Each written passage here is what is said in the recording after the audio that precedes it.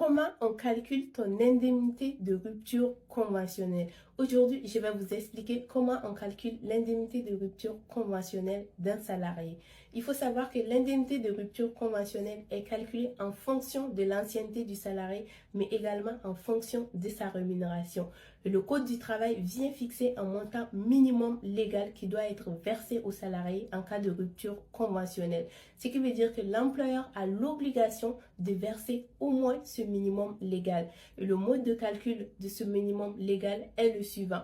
C'est un quart du salaire mensuel par année d'ancienneté jusqu'à 10 ans d'ancienneté et un tiers du salaire mensuel par année d'ancienneté à compter de la 11e année d'ancienneté. Par exemple, si vous avez 15 ans d'ancienneté dans l'entreprise, en cas de rupture conventionnelle, votre indemnité minimum légale sera calculée de la manière suivante.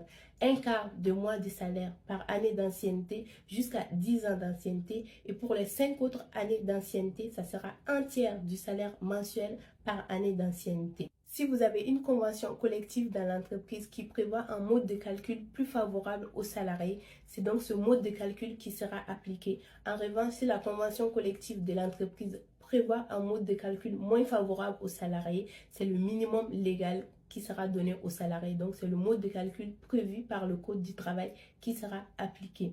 Outre le montant minimum, pour calculer l'indemnité de rupture conventionnelle avec la formule que je viens de vous donner, il faut tout d'abord calculer le salaire mensuel de référence pour le calcul de l'indemnité de rupture conventionnelle. Et pour calculer le salaire mensuel de référence, il y a deux méthodes de calcul et la méthode la plus favorable sera retenue pour le calcul de l'indemnité de rupture conventionnelle. La première méthode, c'est la moyenne de la rémunération mensuelle brute des 12 derniers mois. Et la seconde méthode, c'est la moyenne de la rémunération mensuelle brute des 3 derniers mois. Et ensuite, on va retenir la méthode la plus favorable pour le salarié. Souvent, c'est la méthode des 3 derniers mois qui est plus favorable au salarié, mais parfois, il peut arriver que ce soit la méthode des 12 derniers mois qui soit plus favorable au salarié. Et qui dit rémunération dit le salaire de base du salarié et les éventuelles primes. Donc, tous les éléments de rémunération sont pris en compte pour le calcul de l'indemnité de rupture conventionnelle. Prime des 13e mois, prime d'ancienneté, etc.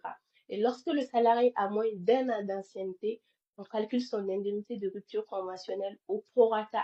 Et le prorata correspond donc à un douzième du salaire mensuel du salarié. J'espère que cette vidéo vous a aidé. N'hésitez pas à vous abonner, à partager. Et si vous avez besoin d'un accompagnement sur votre demande de rupture conventionnelle, n'hésitez pas à me contacter.